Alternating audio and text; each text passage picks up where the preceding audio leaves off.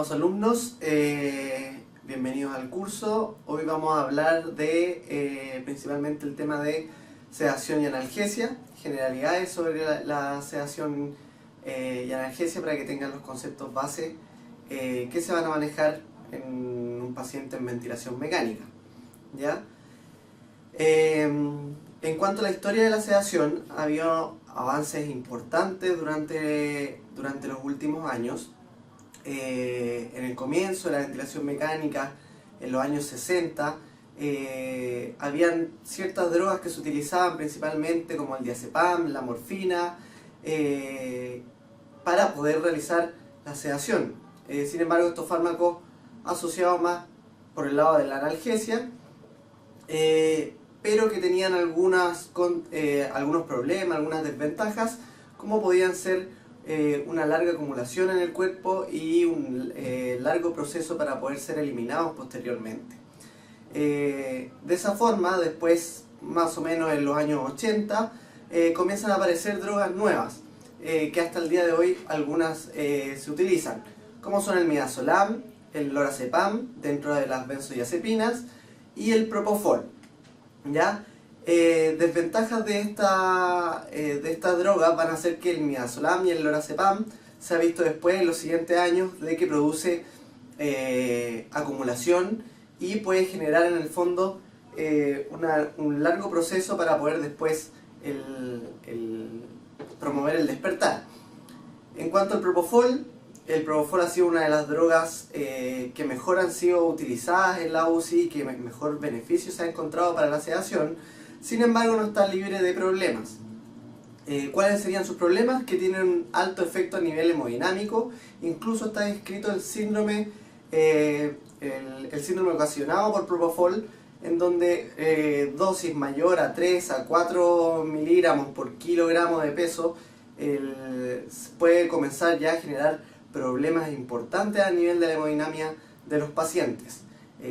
Esto siempre y cuando sea utilizado a largo plazo.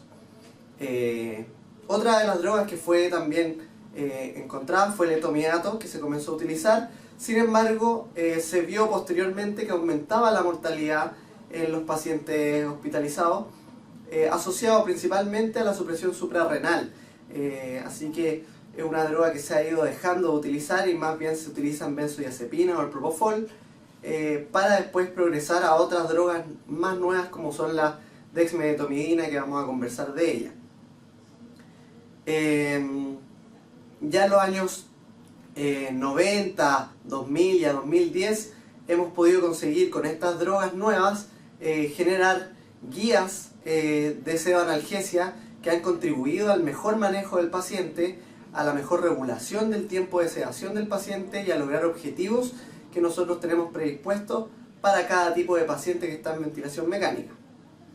De los objetivos entonces de sedación se van a desprender diferentes tipos de objetivos. ¿Por qué? Porque no va a ser el mismo objetivo para todos los pacientes, va a depender de la condición del paciente. Uno de los objetivos va a ser facilitar el soporte ventilatorio para disminuir el consumo de oxígeno, por ejemplo, y así manejar la inestabilidad hemodinámica y la inestabilidad respiratoria. Tratar la sincronía. Si bien nosotros siempre recomendamos que el ventilador hay que adaptarlo para el paciente y no el paciente adaptarse al ventilador, en algunos casos, por ejemplo, el paciente que llega con mucha sed de aire, necesitamos que se sincronice con el ventilador, que disminuya su driving ventilatorio y logre en el fondo poder descansar. Sabemos que hay dos tipos de daño ahora, no solamente el daño inducido por la ventilación mecánica, sino el daño inducido por la ventilación espontánea, en donde el paciente comienza a mover volúmenes muy grandes y comienza a producir inflamación pulmonar producto de esta sed de aire que tiene. En ese caso también debiésemos sedar al paciente para lograr manejar sus volúmenes pulmonares. Disminuir el disconfort de las intervenciones vendría a ser otro objetivo, porque recuerden que este es un paciente que está intubado, con catéteres centrales, con aspiración de secreciones, con secreciones pulmonares que no logra manejar él y comienza a sentir también desesperación para poder eliminar estas secreciones, y que se desprende después al siguiente objetivo, que es tratar la angustia y la ansiedad. O sea, estamos envueltos en una situación en donde para el paciente el disconfort le va a generar una angustia y ansiedad importante, y nosotros tenemos que tratar de mantenerlo relajado y tranquilo para poder manejar los volúmenes pulmonares, disminuir su consumo de oxígeno, como eran los principales objetivos de arriba. Tratar el dolor. Recuerden que cuando hablamos de sedación hablamos de sedoanalgesia, o sea, recuerden que todas estas intervenciones, la misma intubación y catéter que habíamos mencionado, me va a generar dolor en el paciente y este disconfort. Y prevenir el retiro de dispositivos, ¿ya? No es poco común que estos pacientes generen delirium por el estado de estar en UCI, deprivados de luz, desorientados, por lo que no es poco común tampoco que se comiencen a retirar las cosas, que despierten agitados. Entonces la pseudoanalgesia puede regular este delirium hiperactivo que pueden tener los pacientes. Del punto de vista de los sistemas vamos a tener también diferentes tipos de objetivos. Del punto de vista neurológico, favorecer el ciclo sueño-vigilia, que se puede ver alterado en un paciente hospitalizado o intubado, disminuir el miedo y ansiedad, como ya lo habíamos mencionado, permitir la evaluación del paciente de manera completa, sin dificultad de parte de cómo se siente el paciente, potenciar la analgesia, vamos a poder manejar de mejor forma el dolor del paciente debido a que vamos a poder utilizar medicamentos analgésicos más potentes y facilitar la cooperación del paciente dependiendo del grado de sedación que yo estoy buscando. Desde el punto de vista ventilatorio, facilitar el acople de la ventilación, pero recuerden que en general es facilitar el acople, no solamente buscar que el paciente se cuelgue del ventilador, sino que ese va a ser trabajo de nosotros. Facilitar el proceso de extubación, ¿ya? ¿Para qué? Para que el paciente que se despierta agitado, quizás vamos a poder utilizar ciertos medicamentos que permitan una sedación superficial, pero que logren mantener al paciente tranquilo. Y desde el punto de vista cardiovascular, disminuir las demandas de oxígeno y mantener el estado metabólico del paciente. Ya, entonces, ¿cómo vamos a sedar? Necesitamos, lo primero es tener en cuenta cuál va a ser la meta de sedación, cuál es el objetivo de sedación. Para eso, nosotros necesitamos conversar en general con el equipo médico. ¿Cuál es la condición del paciente? ¿En qué estado viene el paciente? ¿Viene ya intubado? ¿Viene o recién vamos a intubar el paciente? Y todo eso va a cambiar cuál va a ser mi meta de sedación. ¿En qué etapa vamos con el paciente? Para eso existen dos escalas, la escala SAS y la escala RAS. Los dos tipos de escala no es ninguna mejor que la otra, sino que se utiliza dependiendo de la experiencia de cada centro. ¿Ya? La escala SAS va del 1 al 7 y la escala RAS va del menos 5 hasta el 4, determinando en el fondo el estado de agitación y el estado de sedación y respuesta a estímulos que tiene el paciente, ¿ya? Para así determinar qué nivel de sedación está teniendo el paciente con las drogas que le estamos pasando. Ahí les dejo yo la escala para que puedan revisar punto a punto cuál consistiría y puedan ver cuál es la escala que utilizan en su centro, ¿ya? Pero recuerden que ninguna de las dos escalas es mejor que la otra, sino más bien depende de la experiencia y del centro en el que trabaje. ¿Cuáles van a ser las principales drogas que nosotros vamos a poder encontrar en la UCI o en una unidad de cuidado intensivo en general? Los sedantes, vamos a encontrar el midazolam, que está dentro de las benzodiazepinas, el propofol que conversamos y la dexmedetomidina. Y de los analgésicos vamos a encontrar el fentanil, la morfina y la ketamina. Para la sedación, una de las drogas importantes que se utilizan en general es el midazolam. ¿Qué acción va a tener el midazolam? Es un agonista GABAérgico que es hidrosoluble en la ampolla en la que está administrada y liposoluble a nivel del pH. ¿Por qué esto va a ser importante? Porque su liposolubilidad me va a generar lo que habíamos conversado en un inicio, que pueda tener una mayor acumulación en el sistema debido a que tiende a impregnarse a nivel del tejido graso. Tiene una vida media corta en bolos, lo cual es una ventaja.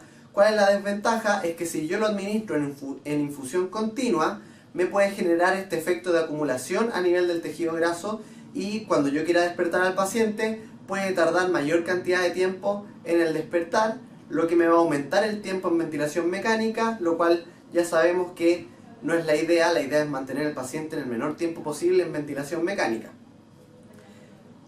Una de las ventajas es que es un medicamento relativamente barato, que induce la hipnosis, o sea, induce el sueño del paciente, disminuye la ansiedad, tiene un efecto anticonvulsivante, por lo cual es muy utilizado en pacientes neurocríticos, tiene un efecto relajante muscular, si bien no se considera directamente como un medicamento relajante muscular, tiene un efecto a nivel muscular que es menor. Hay que tener ojo porque produce depresión respiratoria, o sea, hay que cuidar mucho las dosis. Si es un paciente que nosotros queremos manejar la ansiedad, si nos pasamos en la dosis podemos generar esta depresión respiratoria. Y tiene un efecto amnésico no menor, lo cual es importante al paciente porque logra olvidar, por ejemplo, el proceso de extubación o el proceso que tuvo durante la intubación, y genera disminución en general de el malestar y de los traumas que puede generar la estadía en UCI. ¿Ya?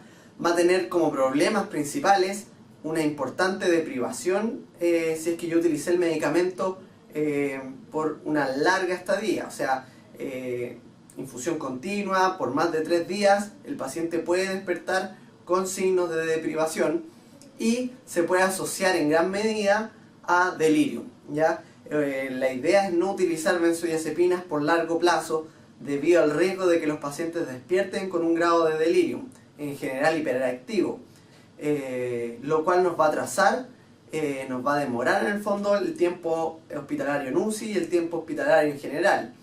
En cuanto a la siguiente droga, vamos a hablar del propofol. Es un sedante de acción corta, lo cual recuerden que es una ventaja, porque el paciente, cuando yo lo quiera despertar, va a ser muy fácil al disminuir la dosis o al suspender el propofol que el paciente comienza a despertar. Actúa también en los receptores GABA, reduce el glutamato y tiene una acción antiemética también. O sea, pacientes con vómitos que están en ventilación mecánica inducida, por ejemplo, por el tubo orotraqueal, el propofol puede ser una buena droga para utilizarla como antiemética y a la vez mantener al paciente con un cierto grado de sedación. Y además también tiene acción anticonvulsivante. La pseudoanalgesia en general con estos dos fármacos es ampliamente utilizada, y en general se utiliza un hipnótico más un analgésico, como puede ser el propofol, la dexmedetomidina, y combinarlo con un opiáceo como la morfina, por ejemplo. Es barata la pseudoanalgesia en general y tiene efectos conocidos. La dexmedetomidina podría ser no tan barata en general. Vamos a tener diferentes efectos en cuanto a la neuroprotección.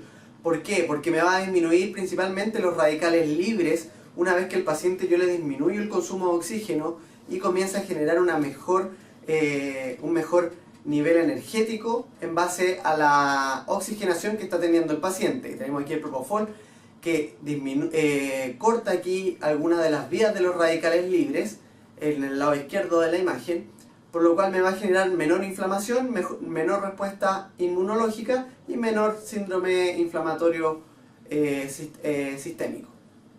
¿Ya? La dexmedetomidina es una droga relativamente nueva que se utiliza bastante, incluso en pacientes no intubados, para mantener una sedación más bien superficial.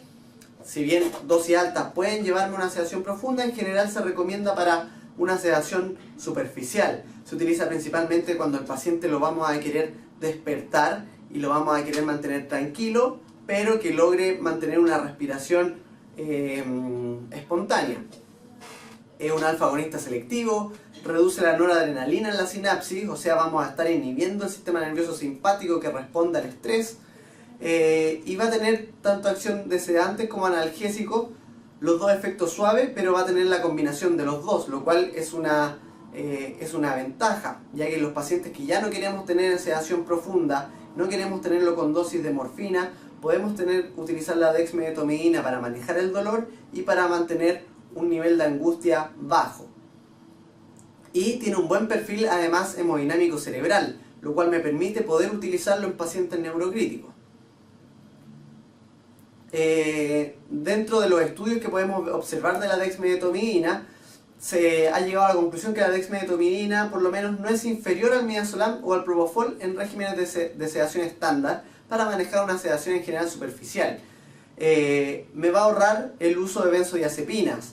la combinación de midazolam o propofol con dexmedetomidina me puede dar la oportunidad de bajar las dosis de estas otras dos drogas que tenían otras desventajas importantes, como el midazolam, el generar delirium. Entonces yo, para disminuir, por ejemplo, el riesgo de generar delirium, puedo bajar la dosis de midazolam y comenzar con la administración de dexmedetomidina.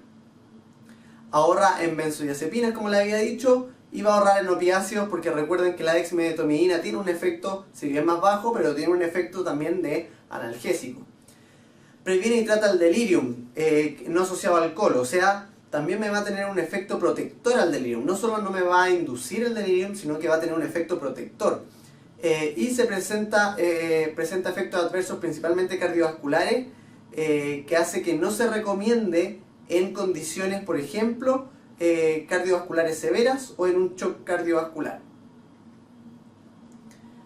En cuanto a la sedación profunda, ¿cuándo vamos a querer utilizar sedación profunda? Si bien tenemos claro que lo ideal es manejar a los pacientes en sedación superficial para evitar el delirium, para evitar la atrofia muscular, para evitar la desorientación, hay momentos en que vamos a necesitar de una sedación profunda, principalmente en el inicio de la ventilación mecánica y principalmente en la falla respiratoria catastrófica. O sea, cuando hablamos de falla respiratoria catastrófica, cuando tenemos PAFI menor a 100, 150, con una sincronía severa, con un paciente que no se acopla al ventilador. Otra de las indicaciones es un shock severo, o sea, un paciente hipoperfundido que nosotros queremos disminuir su consumo de oxígeno para que la poca perfusión que está llegando a nivel distal logre ser bien utilizada. Es mejor mantenerlo en sedación profunda. La hipertensión endocraniana refractaria también, o sea, el propofol puede manejar la hipertensión endocraniana, bajarme el nivel de hipertensión, así que es una droga que podemos utilizar no solo para la sedación, sino para también disminuir la hipertensión endocraniana y para manejar el estatus convulsivo, como le había mencionado, que hay algunas drogas que son anticonvulsivantes y se pueden utilizar también con ese objetivo, ¿ya? Pero recuerden que siempre la meta de nosotros hay que tenerla bien clara. Porque, como pueden ver en la imagen, está declarado que el enemigo es el exceso de sedación, no la sedación profunda. Porque van a haber casos en que la sedación profunda es lo necesario, es lo que el paciente necesita. El problema es el exceso de sedación. Cuando el paciente no necesita esa sedación profunda, o esa sedación profunda la estoy utilizando con dosis de droga más alta de las que requiere, eso es un problema. Por eso es tan importante tener bien claro cuáles van a ser las metas con ese paciente y día a día cuestionarse en qué nivel de sedación quiero mantener al paciente y si lo estoy logrando, con qué dosis y si las dosis que están las puedo ir disminuyendo. Siempre hay que tratar de ir titulando las dosis a la baja. Entonces, en resumen, sedar profundo o superficial depende, ¿ya? Y este es, por ejemplo, un protocolo de una clínica reconocida acá del país que más o menos nos ordena un poco cuál es el mecanismo o un algoritmo en el fondo para poder sedar, ¿ya? Recuerden que siempre ante la duda utilizar bolos, no infusión continua. ¿Por qué? Porque el bolo me va a permitir poder retractarme de lo que yo estoy buscando con el paciente. Si yo el paciente lo tengo con infusión continua de midazolam, recuerden que el efecto va a durar más en el tiempo. Entonces aquí este algoritmo me va a dividir en los diferentes pacientes, como yo les había mencionado, que hay diferentes condiciones, yo busco diferentes objetivos de sedación. Por ejemplo, si la ventilación prolongada va a ser mayor a 48 horas, voy a tratar de buscar una sedación profunda en primera instancia. Si es una falla hepática, puedo a lo mejor utilizar una sedación más superficial, porque probablemente la falla no es respiratoria. Y quiero darle reposo en el fondo al pulmón, quizás el paciente solamente está un poco cansado y quiero disminuir su consumo de oxígeno, pero lo puedo tener un poco más despierto. Paciente posoperado, también puedo a lo mejor buscar en primera instancia una sedación profunda y luego una sedación superficial. La idea del paciente postoperado es que se extube dentro de las primeras 12 horas, por ejemplo, un paciente cardioperado. Y el paciente neurocrítico, en el paciente neurocrítico vamos a tener 3 grupos dependiendo del Glasgow que va a tener el paciente. Así que les comparto y les dejo este algoritmo para que lo puedan revisar de manera detenida, ver cuáles son las drogas que se pueden utilizar y siempre conversarlo con el equipo para ver cuál es la realidad de cada centro. Ya recuerden que no todos van a tener las mismas drogas, los mismos accesos para poder administrar las diferentes drogas, pero sí recuerden, lo más importante y que les quiero dejar como mensaje es tener un protocolo.